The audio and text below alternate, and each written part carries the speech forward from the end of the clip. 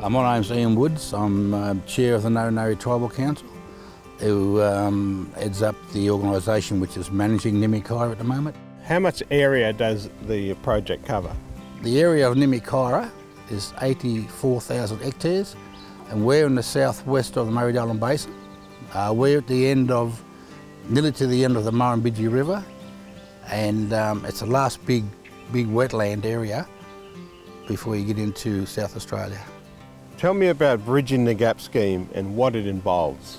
The Nimmie Caira gives us opportunity for people to, start their own businesses, in the way of feral animal control, noxious weeds, tourism. I can see tourism here, and we identified that as a big opportunity, over this property. Also with the creek behind me here, there's also fishing opportunities, yabbies, yabby farms, and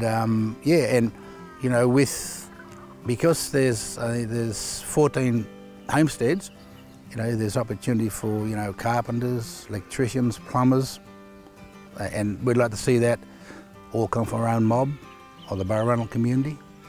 And what are the long-term goals for the project? Long term is ownership, and to have training centres on the property, and health facilities for people come out on country and see the doctors and all the health people. Also to provide cultural camps, but the big thing is the training, and the research that we can do, our mob can do here on country. Research into the environment, and but the really strong message here for us is the culture and heritage, and if you got access to country, you're halfway there. Besides the Nimmie Caira, you also run other economic programs such as cattle and sheep stations around here? Yeah, east of Nimmie Caira we own 3 properties up there. Sheep, cattle, irrigation, and also the conservation area on the IPA. And we manage all of them side by side, sustainably. And we've been doing that now for 18 years. We're going to be doing the same thing here, only on a bigger scale. Yeah, on the Nimmie Caira, we have 2 land managers at the moment. And their main job at the moment is to control the feral animals like pigs, deer, foxes, cats, weed control, and just general maintenance of the homesteads and the buildings. Yeah. So that's and 12 months' time we hope to employ a lot more people on Nimmie Caira. Our ambition is to have at least 50 people living and working on Nimmie Caira. Okay, Jamie, so what's your job here? Currently Mark and myself are the land managers. Yep. Going in Nimmie Caira and land managers. We took over on the 1st of July and we carry out all sorts of duties to culture and heritage, anything to do with land management, fencing, cleaning roads. Okay, so a bit of the maintenance job and looking after the place. Yep, anything from mowing lawns to everyday land management duties. We're a bit like country keepers. We're across the country looking after it 8 hours, 9 hours a day, 10 hours a day. And then we do some pest management at night time. Okay. So where are you going to take us? Just heading towards Telephone Bank. It's one of the big rookery sites on GNC. Yeah. We'll hop out there and have a little talk and a look around and explain to you about some of the infrastructure that's there as well. Okay, that sounds good. Yeah, it's a pretty unique idea that we've got, that we'd like to see it go back to as natural as possible, and hopefully when you come, if you pay a visit in 10 years time or 20 years time, that you'll see lignum on both sides of this bank, and you'll see water, lignum come back, trees, the river coobers, and most of the stuff that was originally there, but it just are no longer there due to a bit of development. And you did mention the cultural stuff, so this is an important cultural area as well? Yep. Yeah, culturally it's very significant. I think there's 1,500 recorded aim sites on this country alone, on GNC. And then, but I think over the next, 5 years, I think we'll add actual thousands of dots to the map. We plan on doing a full-scale culture and heritage survey. All right. For the whole place, and I think you're going to see that you're going to go into the thousands with the amount of culture and heritage that's on this place alone. And some of it's very significant. They've got a couple of dates that are pushing 30,000. So wow, 30,000 years. Yep.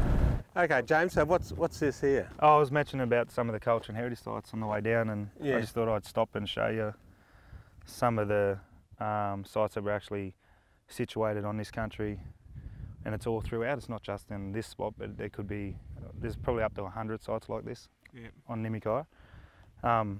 You can see where the timber is down here. That's actually a back vertebrae. And all right, okay. Yep. Yeah. And then through the bank, there's all skeletal remains that continue all the way through. The pink flags back down the road, they're still situated in where the pink flags are. And this. So it looks like this area, a lot of this area here would be a burial site, major burial site. And it's one massive burial site. As you can see, it continues where the change in the colour is back down the road. You can see where it goes back to dark. So the site actually runs all the way back down to the start of them trees down there. All right. And then it continues for another 500 metres in front of us. So it's a massive burial mound.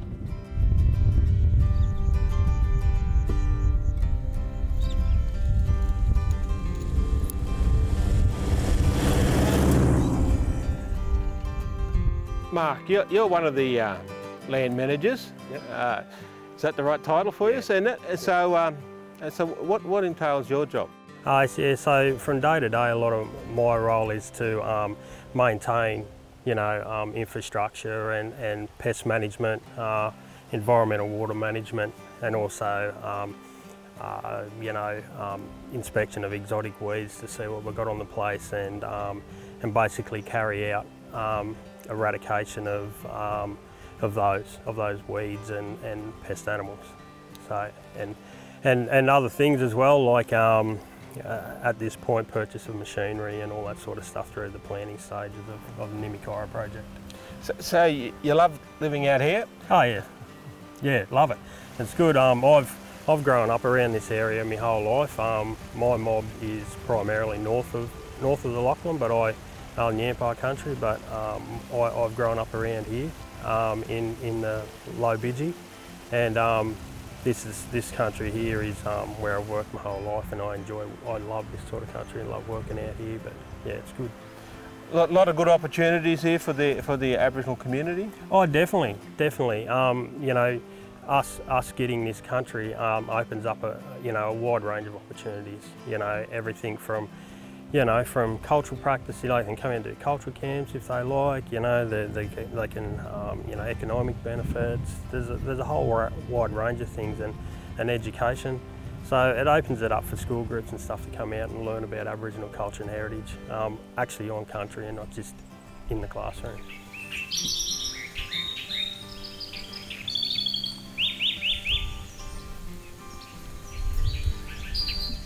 We can see that there's plenty of room here for economic opportunity, right? We are in the process of writing a business plan for irrigation works, and we already do that now on our other properties. We work side by side with the environment and irrigation business, and conservation we can work side by side. And here, it's no different here. It can thrive, culture and heritage, the environment and economic opportunities. What will the configuration of the water structure do for the environment? What the government is doing now with all this new earthworks, the water's going to be managed better, and it's going to be delivered to where it's needed and get it there efficiently. Can you explain how it works? Yeah, the water in the weir pool, at the weir pool at Maud, there's a regulator, and when the water builds up and they let water down through the regulator, and then that water is managed all the way through the Nimmie Caira, through regulators, through outlets, to where the water is needed, whether it's into a lake or into a stream, or to shift water through to Yanga, and also back into the river near Barrow and onto South Australia. So it's all regulated all the way through. What is the value of the project, not only in the land and the water, but also for the Aboriginal community? Oh, fantastic opportunities. You know, we see this, and we saw it from the start as a great opportunity for Aboriginal people to be able to advance. You know, if you've got land, you know, and if you own land, if you're in charge of your own destiny, you'll thrive, you know. And we saw this as an opportunity for Hay and Barrow communities. And yeah, you know, the sky's the limit here for our mob and the Barrow mob as well. Also, like economic opportunities, employment, training, and you know, it's endless.